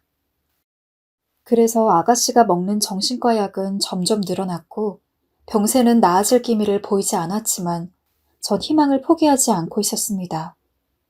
그런데 그러던 어느 날이었어요. 갑자기 아가씨에게서 전화가 걸려온 거였어요. 언니, 백화점에서 문제가 생겼어요. 와줄 수 있어요? 전 아가씨의 입에서 문제라는 단어를 듣자마자 가슴이 쿵 떨어졌습니다. 경찰서 일도 있던지라 너무나 걱정이 되었죠. 그래서 시어머니에겐 비밀로 하고 서둘러 백화점으로 향했어요. 매장은 옷 하나에 몇백만 원을 호가하는 명품 매장이었고 매장 안에선 아가씨와 점원이 대치 중이었습니다. 저는 일단 무슨 일이 어떻게 된 건지 자초지종부터 알아야 했습니다. 아가씨, 이게 어떻게 된 일이에요? 이것들이 환불을 안 해준다잖아요. 택도 안 띄고 그대로 주는데요. 고객님 보세요. 여기 립스틱 흔적 있잖아요. 어떻게 제가 환불을 해드릴 수 있나요? 말씀드렸잖아요. 매장 규정상 안 된다고요. 아, 내가 그런 게 아니라고요. 원래부터 그렇게 되어 있더라고요. 알고 보니 아가씨는 명품 매장에서 옷을 사놓은 후 환불을 요구하고 있는 상황이었는데 그 옷에 립스틱 자국이 몇 개 묻어 있었던지라 직원이 환불은 안 된다고 말하는 상황이었지요. 심지어 그 옷은 무려 100만 원이 넘는 돈이었습니다. 그리고 제가 확인해봐도 립스틱 자국이 확실해서 환불은 불가해 보였습니다.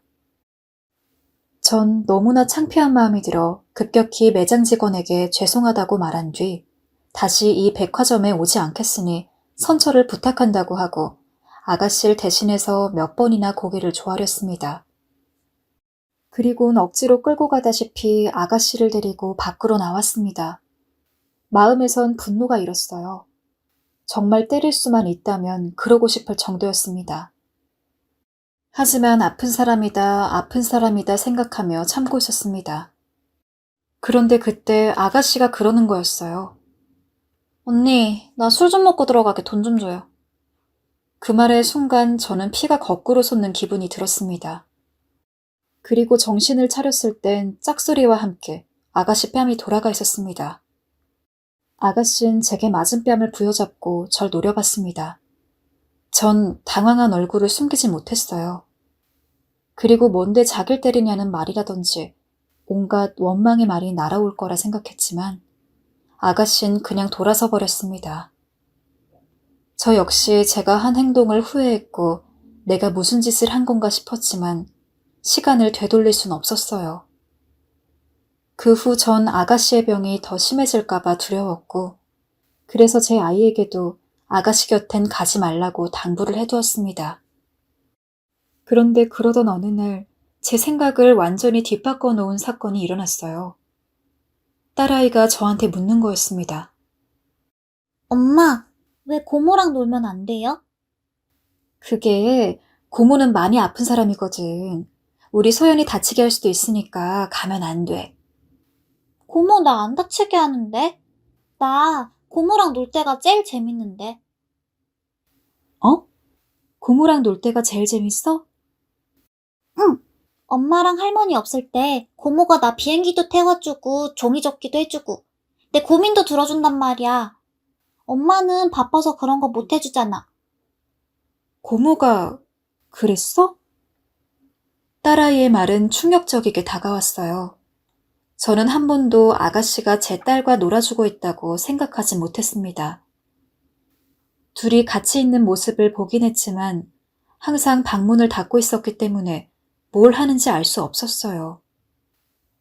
제가 보는 아가씨의 모습은 늘 침대에서 잠을 자거나 아니면 괜히 저나 시어머니에게 심술을 부리는 모습이었기 때문이었지요. 하지만 아가씨는 제 딸에게만큼은 예전에 그랬던 것처럼 다정하게 굴어주고 있었습니다. 그 순간 저는 딸아이에게 했던 말이 너무도 후회되었고 아가씨를 위험인물로 취급했다는 사실이 내 가족을 그렇게 바라봤다는 사실이 너무도 미안해졌습니다. 그렇게 제 마음에 깨달음이 생겨난 이후론 절 지금과는 다른 시선으로 아가씨를 바라보기 시작했습니다. 아가씨가 조금 난폭한 말을 하거나 상처 주는 말을 해도 지금 기분이 많이 우울해 있구나, 화나 있구나 정도로 받아들이고 오히려 다정하게 다가가 말을 걸었습니다. 아가씨, 오늘 많이 힘들었죠? 내가 아가씨 좋아하는 잡채 했는데 맛볼래요? 아가씨, 라면 먹지 말고 오늘은 꼭 밥 챙겨 먹어요. 늘 아가씨를 두고 방 밖에 있는 시어머니나 저나 한숨만 쉬고 골칫덩어리 취급했던 걸 그만하기로 한 거였습니다. 그런 아가씨를 그저 식구로 받아들이고 원래의 아가씨처럼 대해주기로 다짐한 것뿐이었습니다. 그런데 이런 제 모습에 시아버지도 뭔가를 느끼셨는지 제게 와선 단둘이 술을 한잔하자고 하셨습니다. 그리고는 앞으로 자신이 어떻게 딸을 대해야 좋을지 진지하게 물으셨어요. 얘기를 나누어 보니 시아버지께선 아가씨가 절이 되고 난 후 너무나 자신의 행동들을 후회하고 있었습니다. 딸아이에게 함부로 말했던 그 모든 것들이 후회로 다가온다고 하셨어요. 사실은 그저 딸이 혹시나 이상한 길로 갈까봐 더 잘 되라고 책찍질하듯 한 말이었는데 자기도 모르게 너무 상처를 준 것 같다며 어떻게 해야 할지 모르겠다고 하시며 제 앞에서 눈물을 보이셨습니다. 며느라, 내 잘못이다. 호정이가 저렇게 된 건 모두 내 잘못이야. 전 그런 시아버지의 진심 어린 뉘우침을 보곤 많은 감정이 교차했습니다. 아가씨에게서 상처를 준 건 분명 부모로서 잘못한 일이었지만 이렇게 눈물을 보이시는 모습을 보니 한편으론 안쓰러워졌어요. 저는 곰곰이 생각하다 아가씨에게 진심으로 미안하단 말을 해보는 게 어떻겠냐고 제안했습니다. 물론 어색한 일이겠지만 분명 하고 나면 아버님도 많이 가벼워지실 거고 무엇보다 아가씨의 상처가 덜어질 거라고요. 그러자 망설일 줄 알았던 아버님은 제 말이 알겠다며 자식이 아픈데 부모가 뭘 못하겠냐고 하시더니 그 다음날 아가씨의 방에 들어가 한참 동안 나오지 않으셨습니다. 저와 시어머니는 방 밖에서 혹여나 큰 소리가 날까 싶어 조마조마한 마음으로 있었고요. 그런데 그때 무언가 깨지는 소리가 들렸고 전 너무 몰라 헐레벌떡 아가씨 방문을 열었습니다. 그러자 깨진 접시를 들고 있는 아가씨 모습이 보였죠. 시아버지께선 눈물을 흘리고 계셨고요. 문을 닫아라. 하지만 시아버진 별 동요 없는 목소리로 제게 문을 닫으라 하셨고 전 어머니와 어떻게 해야 할지 몰라 망설이다 이내 문을 닫았습니다. 그리고 고성이 오갔어요. 아버지가 날 이렇게 키웠잖아. 아버지 때문에 내 인생이 이렇게 된 거예요. 알아요? 이제 와서 미안하다고 말하면 다 해결돼요? 아버진 그러세요. 며느라, 우리가 가서 말려야 하는 거 아니냐. 저러다가 쓰러지기도 하면 어떡하니. 어머니, 잠시만요. 조금만 기다려봐요.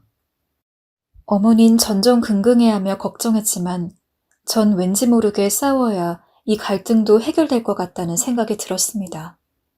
그래서 어머니를 진정시켰고 떨렸지만 차분하게 기다렸습니다. 그리고 시간이 지나자 점점 아가씨의 목소리가 울음으로 변하더니 그 위에 시아버님의 목소리가 겹치었습니다. 그리고 다음날 시아버지께선 조금 가벼우신 얼굴이셨고 아가씨의 얼굴도 나빠 보이지 않았습니다. 오래 묵은 갈등이 조금은 해소가 된 것일까 궁금했지만 물을 수 없어 그저 아가씨 상태가 나빠지지 않았기만을 바랐습니다. 그러던 어느 날 아가씨가 제게 같이 산책을 나가자고 하더군요. 단 둘이서만요. 유학 공원으로요. 날씨가 안 더워서 산책하기 좋을 것 같아요, 언니. 아, 알겠어요. 조금만 기다려줘요, 아가씨. 전 놀랐지만 알겠다고 한 뒤 최대한 빨리 옷을 갈아입곤 요 앞 공원으로 나갔습니다. 거리는 한적했고 밤 공기는 무척 시원했어요. 그 무더웠던 여름이 다가고 있었죠. 저는 산책로를 걸으며 아가씨와 함께 언젠가 이곳을 걸었던 걸 회상했습니다. 아가씨는 그때 지금처럼 아프지도 힘들지도 않았고 제가 하는 작은 농담에도 잘 웃어주었었죠. 전 그때 아가씨와 지금의 아가씨를 번거라 보다 조금은 씁쓸한 마음에 땅을 쳐다보며 걸었습니다. 그런데 갑자기 제 손에 따스함이 느껴졌습니다. 아가씨의 손이었어요. 제가 놀라 아가씨를 바라보자 아가씨는 무심한 얼굴로 앞을 보며 말을 이어갔습니다. 언니, 그간 제가 많이 힘들게 했죠. 저 때문에 많이 힘들었죠. 너무 미안해요. 잘못했어요. 그 세 마디를 듣는데 전 그만 그 자리에서 오열을 해버렸어요.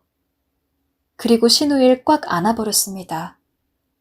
신우인 잠시 당황하다 자기 역시 천천히 제 허리에 손을 둘렀고 잠시 후 제 어깨가 축축해지는 게 느껴졌습니다. 그리고 신우인 흐느끼며 말했습니다. 언니, 나는 내가 너무 미워요. 내가 너무 쓰레기 같아요. 난 어쩌자고 뭘 제대로 하는 게 하나 없을까요? 내 인생은 왜 이렇게 똥일까요? 왜 나만 이럴까요? 아빠 말이 맞아요. 난 실패작이에요. 처음부터 이렇게 될 인생이었는데 왜 열심히 살았는지 모르겠어요. 사람들은 다 날 떠났고 난 이제 아무도 없는 빈털터리인데 나 이제 어떻게 살아야 해요? 아가씨의 말은 처음으로 자기의 진심을 꺼낸 말이었습니다. 그리고 그 목소린 마치 물에 빠진 어린애가 구해달라는 듯한 간절한 목소리였기에 전 너무나 가슴이 아팠습니다. 전 제가 줄 수 있는 가장 따뜻한 손으로 아가씨의 손을 잡으며 말했습니다. 아가씨가 왜 실패작이에요? 아가씨는 대단한 사람이에요. 그 힘든 일을 다 겪고도 이렇게 살아있잖아요. 사는 걸 포기하지 않고 있잖아요. 그럼 된 거예요. 그럼 다 된 거예요. 아가씨가 살아있어주는 것만으로도 난 얼마나 고마운지 몰라요. 그리고요, 아가씨는 나한테 보물이고 천사예요. 아가씨 덕분에 난 힘든 시기도 지날 수 있었고, 아가씨 덕분에 내가 얼마나 행복했는데요. 그러니까 우리 조금만 더 힘내봐요. 내가 아가씨 다 나을 때까지 옆에 있을게요. 평생 있어줄게요. 얼마가 걸리든 그래줄게요. 언니. 아가씨는 제 말에 급기야 끄끄거리며 울음을 터뜨렸고 저흰 환한 가로등 불빛에서 서로를 더 깊이 끌어안았습니다.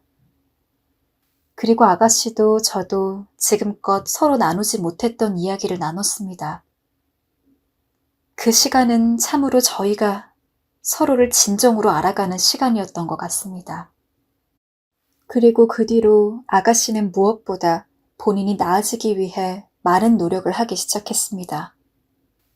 한 걸음 한 걸음 나아가기 시작한 거였어요. 처음엔 집안일을 도왔고 그 다음엔 혼자 매일같이 산책에 나가면서 침대 밖으로 벗어났습니다. 또 약도 줄여나갔습니다. 저희 시어머니는 이런 아가씨 모습에 몰래 눈물을 훔치셨고 어느 날은 절 어느 식당으로 부르셨어요. 그 식당은 유명 셰프가 한다는 아주 값비싼 음식으로 유명한 식당이었죠. 전 어머니가 여기에 부른 거에 놀라 어머니 쪽으로 다가갔습니다. 그러자 어머니는 온화한 웃음으로 직접 제 의자까지 빼주셨고 곧이어 음식을 주문하셨습니다. 어머니, 여기 너무 비싼 곳인데요? 우리도 이런데 한번 와봐야지 않겠니? 아가, 네 좋아하는 스테이크 이거 시키자. 와인도 하고. 어머니는 제가 거부할 수 없도록 이것저것 시키셨고 전 어쩔 수 없이 자리에 앉을 수밖에 없었습니다. 하지만 식사하는 내내 어머니께서 왜 여기에 부르셨나 궁금해졌죠. 그러자 어머니께선 음식을 다 먹었을 때쯤 절 여기에 부른 이유를 전하셨습니다. 모든 게 네 덕분이라서 자리를 마련했다. 우리 딸 저리 살려고 하는 거 모두 네 덕분이야. 내가 전생에 뭘 했다고 너와 같은 며느리를 얻었는지 모르겠어. 고맙다. 내 딸 살려줘서. 너무너무 고맙다. 내가 이 은혜는 평생 갚도록 하마. 내가 할 수 있는 한 그럴게. 어머님. 전 어머니의 진심을 들으면서 그간 마음고생이 많으셨을 어머니 마음이 느껴져 어머니의 손을 잡으며 이제 모든 게 잘 될 테니 걱정하지 말자고, 그러자고 말했습니다. 그 후 정말 그 레스토랑에서 제가 뱉었던 말처럼 그야말로 집안에는 평화가 찾아왔습니다. 아가씨가 날카로움을 내려놓자 시어머니는 한숨을 덜 쉬게 되셨고 시아버지께선 눈물나게도 아가씨를 위해 뭐든 어떤 노력이든 하려고 하셨어요. 그리고 아가씨는 완전히 나아져서 제 딸과 놀아주고 남는 시간엔 미술학원 강사로 일하면서 돈을 버는 정상적인 삶을 이어나가고 있었습니다. 아직 갚아나가야 할 빚도 있고 우울증이 완전히 나은 것도 아니지만 예전에 비한다면 훨씬 나아진 모습이었죠. 그리고 최근에 좋은 소식도 있었습니다. 드디어 남자친구가 생겼는데요. 결혼할 사람이라며 데려온 남자인데 무척 듬직해 보이고 인성도 좋아 보여서 너무 다행이더군요. 또 신우이가 수많은 아픔과 두려움을 딛고 만난 사람인 걸 알기에 더 기특하고 대견한 마음마저 들었네요. 하지만 오지 않았길 바랬던 파도가 한 번 더 불어닥치고 말았습니다. 아가씨가 무슨 이유에서였는지 방 밖으로 나오지 않기 시작했습니다. 저도 어머님도 너무나 초조해졌고 아버님은 혹시나 자기 때문이 아니냐며 죄책감에 시달리셨습니다. 저는 혹시 새로 만나는 남자와 무슨 일이 있었나 싶었고 아가씨에게 다가가 재차 무슨 일인진 물었지만 아가씨는 입을 꾹 다물었습니다. 그러다 어느 날 갑자기 시어머니의 비명소리가 들렸고 잠에서 깨어보니 아가씨가 재떨이를 깬 날카로운 유리 조각으로 자기를 해치려 한 거였습니다. 저도 아버님도 너무 놀라 아가씨를 말리기 위해 달려들었고 아가씨는 오지 말라며 저희를 위협했습니다. 언니, 나 그만 내버려둬요. 나 살고 싶지가 않아요. 아가씨, 괜찮았잖아요. 모든 게 다 괜찮았잖아요. 왜 그래요? 아니에요. 난 하나도 나아지지 않았어요. 난 그대로예요. 형우 씨가 헤어지자니까 이렇게 또 죽고 싶어지잖아요. 나 끝나고 싶어요. 하지만 그때 시아버님께서 불현듯 날카로운 조각을 들고 있는 아가씨의 손을 대신 잡아주었고 조심스럽게 아가씨를 품에 껴안았습니다. 그리고 저도 시어머님도 아가씨에게 다가가선 아가씨의 손을 붙들고 눈물을 흘렸습니다. 시어머니께선 조용히 기도를 하셨고 저는 아가씨를 토닥이며 옆에 있겠다고 걱정하지 말라는 말을 되풀이했습니다. 그러자 아가씨는 곧이어 미안하다는 말을 하면서 스스로 유리 조각을 내려놓았고 안도감을 느꼈는지 천천히 호흡을 되찾았습니다. 그렇게 아가씨는 그날 자기 몸을 해치지 않았고 무사히 하루를 견뎌내었습니다. 그날 이후로도 물론 아가씨 가슴 속에 폭풍이 몰아칠 때가 있긴 했습니다만 아가씨는 한번 극복한 경험이 있는지라 잘 넘어갔습니다. 아가씨가 그렇게 완전히 괜찮아진 지금에 이르기까지 무려 3년의 시간이 걸렸습니다. 생각해보면 3년의 세월은 제게도 아가씨에게도 무척 힘든 시간임에 틀림없었어요. 저도 아가씨가 너무 미웠고 너무 화가 났어요. 하지만 그 3년이 있었기에 저나 아가씨나 많이 성숙해질 수 있었습니다. 저는 타인을 이해하는 방법을 배웠고 아가씨는 자기 자신을 용서하고 사랑하는 방법을 배울 수 있었죠. 아가씨는 요즘 제게 자신의 암울했던 때를 회상하면 이렇게 말하곤 해요. 아빠도 미웠고 자길 버린 애인도 미웠고 세상도 미웠지만 그보다 가장 미웠던 자기 자신이었다고 해요. 누군가의 기대에 미치지 못해 실패해버리고만 자기 자신이요. 그래서 매일매일 화가 나고 우울했다고요. 하지만 그러면서도 누군가의 손길이나 관심으로 또 일어설 수 있었다고 합니다. 그 사람이 날 기다려준다는 걸 아니까. 내가 괜찮아지길 바란다는 걸 아니까. 차마 삶을 포기하지 않았다고 합니다. 그리고 전 아가씨의 진솔한 고백 같은 말을 들으며 세상의 모든 마음 아픈 사람들에 대해서 다시 생각하게 되었어요. 예전엔 단순히 우울증, 화병이라는 말을 들으면 그저 인생이 힘든 사람들이구나 라고만 여겼지만 지금은 다르게 보게 되었죠. 그들의 마음에 있는 작지만 커다란 아픔들을 저보다 더 깊이 이해하게 되었달까요? 그리고 더 이해해보고 싶다는 생각이 들었습니다. 그래서 최근에 심리학을 배우기 시작했습니다. 전적으로 아가씨의 영향이죠. 아직 가족들에겐 비밀이지만 심리상담사가 되어서 사람들의 마음을 어루만지고 치유해주는 게 저의 꿈이고 작은 소망이 되었네요. 오늘 이 사연을 제 이야기를 들으시면서 주변 사람들을 생각하시는 분도 있고 여러분 자신을 생각하시는 분도 있을 것 같아요. 혹시나 주변 사람들 중 제 시누이와 같은 분이 있으시다면 부디 그 사람 옆에 있어주세요. 손을 잡아주지 않아도 되니 그냥 내가 네 옆에 있어줄 거란 신호만 보내셔도 그 사람에겐 큰 도움이 될지도 몰라요. 당장의 변화가 일어나진 않겠지만 시간이 걸리겠지만 천천히 자신의 힘으로 세상 밖에 나온다면 분명 여러분의 도움을 잊지 않을 거고 여러분이 보내주신 그 따뜻한 눈빛을 기억할 거예요.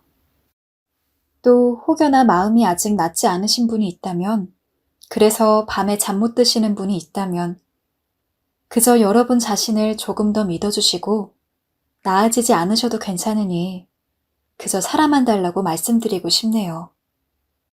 전 감히 여러분이 겪은 고통을 이해하지 못하고 헤아릴 수 없겠지만 힘들면 힘들다고, 아프면 아프다고 누군가에게 꼭 말해주셨으면 좋겠습니다.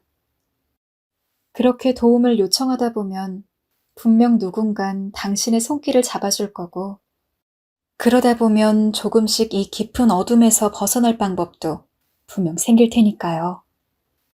제 시누이를 생각하며 항상 여러분들을 위해 기도하고 있겠습니다. 기나긴 이야기 들어주셔서 너무나 감사해요. 부디 평안한 하루 되시길 바랍니다.